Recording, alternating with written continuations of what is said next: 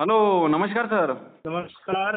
जसं की तुम्ही मागील रेकॉर्डिंगमध्ये सांगितलं होतं, त्याचप्रमाणे आपल्याला राज्यातनी झडीचं वातावरण पाहायला मिळत आहे. बरोबर आहे. हो, आता सर बऱ्याचशा शेतकऱ्यांच्या माध्यमातून आपल्याला पुढील कंडिशन विचारण्यात येत आहे, की पुढील कंडिशन कशी राहणार? तर काय राहणार सर पुढील अपडेट? ते सध्या तरी एक कमी दाबाचं क्षेत्र बंगालच्या उपसागराच्या उत्तरेला आहे. हो.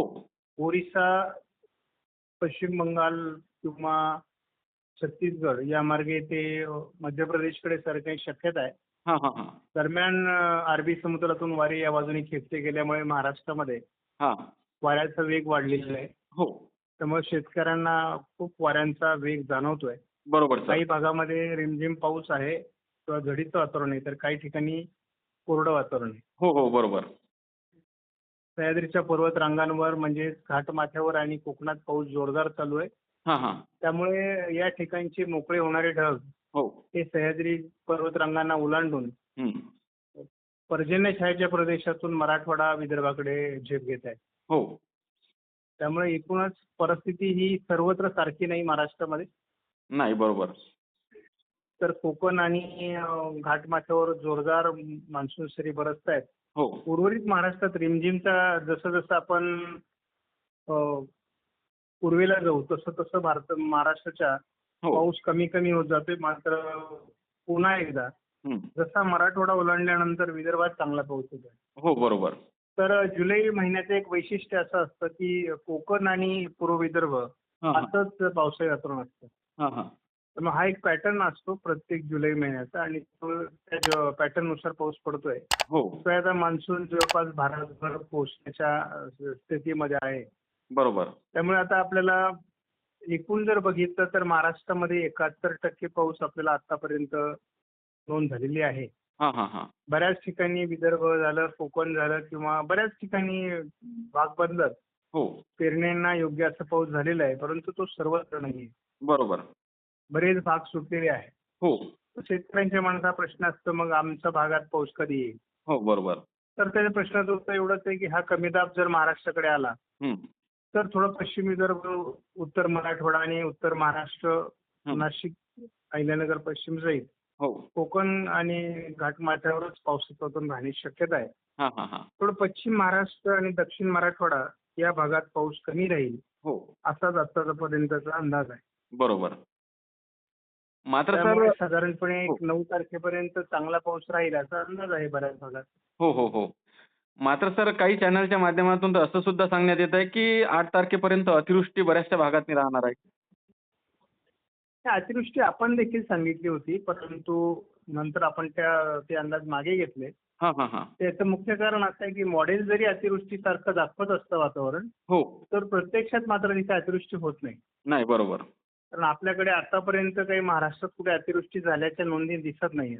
नाही, बरोबर आहे. आणि गेल्या 2 तारखेपासून हे वातावरण आहे. आज आपण 4 तारखेला पोहोचलो. हो. तर मग गेल्या 2 दिवसात कुठे अतिवृष्टी झालेली नाही आणि नाही. गेल्या 2 दिवसापासून हे वातावरण दाखवलं जात आहे. हो, हो. याचा अर्थ मॉडेल जरी दाखवत असलं तरी त्या प्रमाणात अल निनोच्या वर्षामध्ये हं. पाऊस पडत नाही मॉडेलच्या. ते 50%च पाऊस पडतोय. त्यामुळे मध्यम ते हलका पाऊस पडतोय.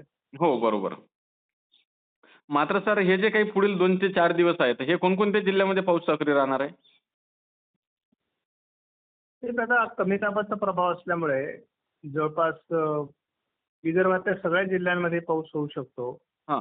त्यानंतर मराठवाड्यामध्ये जालना, छत्रपती संभाजीनगर, बीड, हां. परभणी, हां. नांदेड या भागातही पाऊस वाढून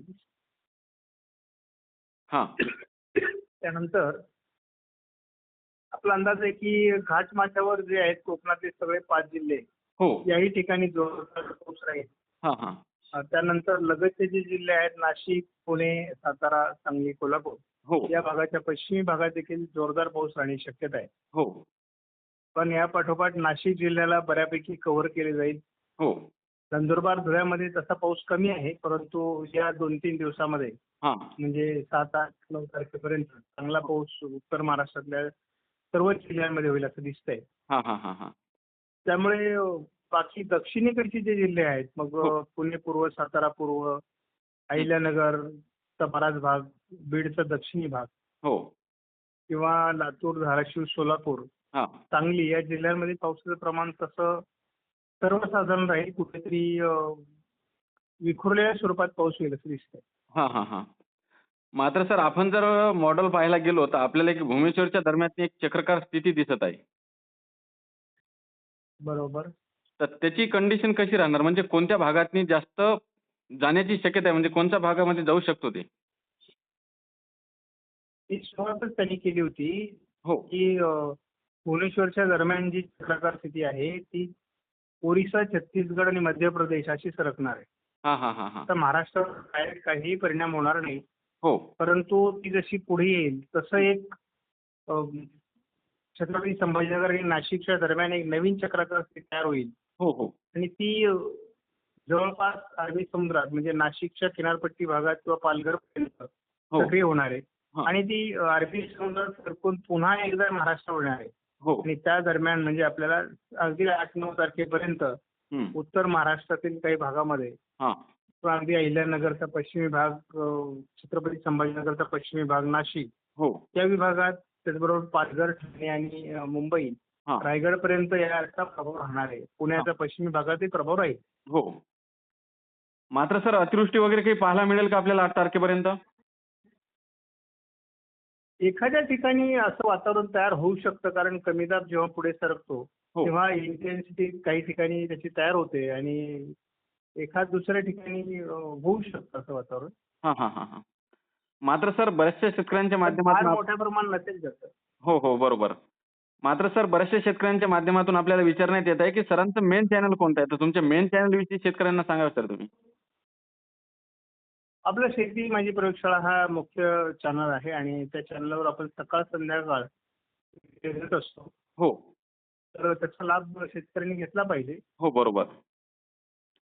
नक्कीच सर, तुम्ही शेतकऱ्यांना एक महत्त्वपूर्ण आणि एक डिटेलमध्ये माहिती दिल्याबद्दल धन्यवाद सर. ओके, धन्यवाद.